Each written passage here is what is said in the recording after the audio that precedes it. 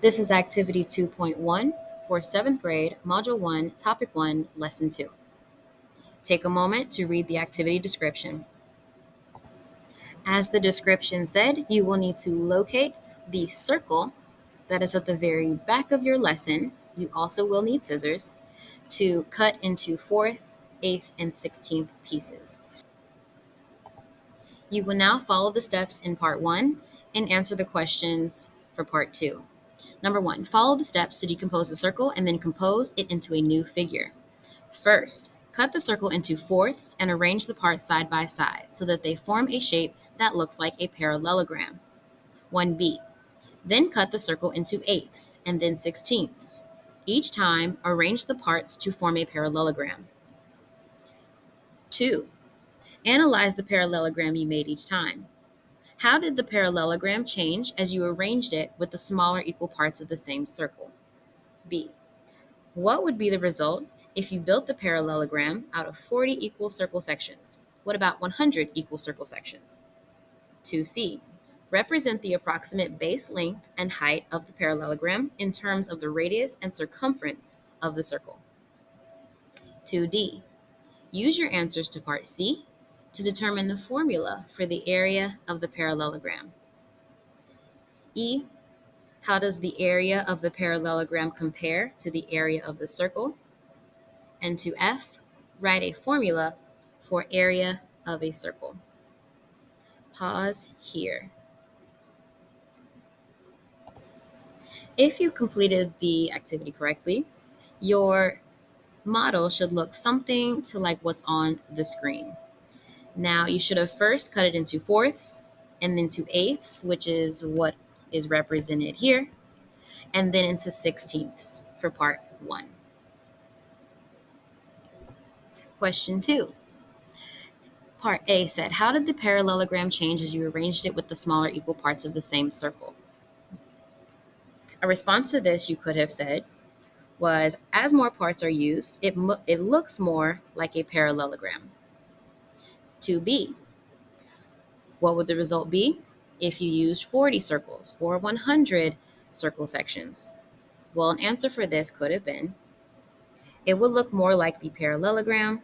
The curve size would start to look straighter. And 2c, represent the approximate base length and height of the parallelogram in terms of radius and circumference of the circle.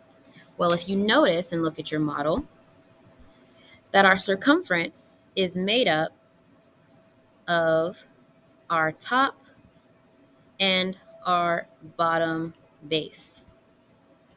So one way I can represent our base would be approximately 1/2 of the circumference. Here is our base. And one way to identify our height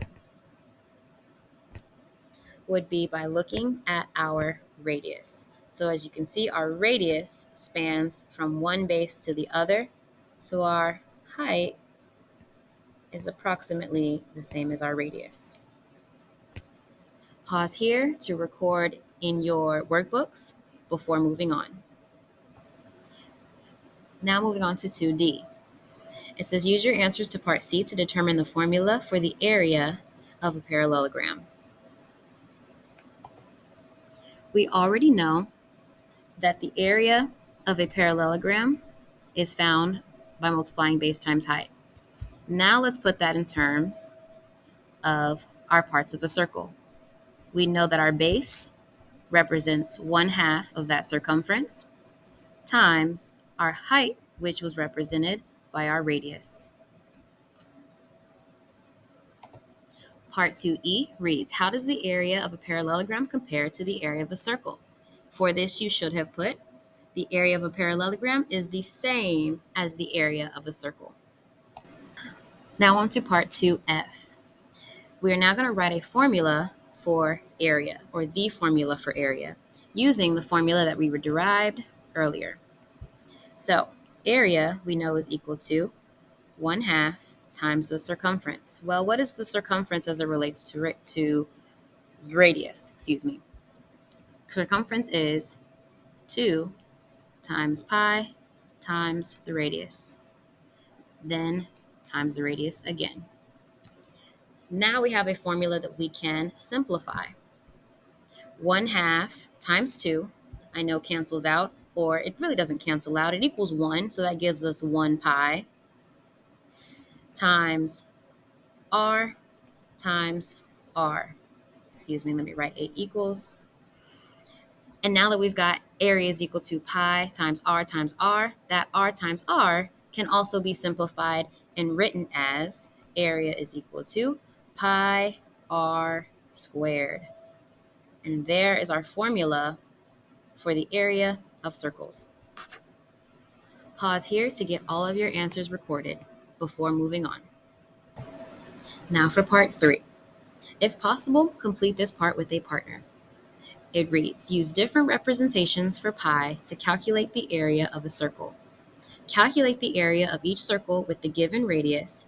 Round your answers to the nearest 10,000ths if necessary. Part B reads, compare your calculations for each circle. How do the different values of pi affect your calculations? Take a look at the table to check your answers. Now moving on to question number 4. It reads, suppose the ratio of radius lengths of two circles is 1 unit to 2 units. What is the ratio of areas of the circles? Experiment with the various radius lengths to make a conclusion. 4b, if the length of the radius of a circle is doubled, what effect will this have on the area? Pause here to complete question 4. For question 4a, you should notice when the ratio of radius lengths are 1 to 2 units, the ratio of the area of the circles will be 1 to 4. 1 pi, 4 pi. For part 4b, if the radius of the circle is doubled, 2 to 4, then you will notice that the area will be quadrupled.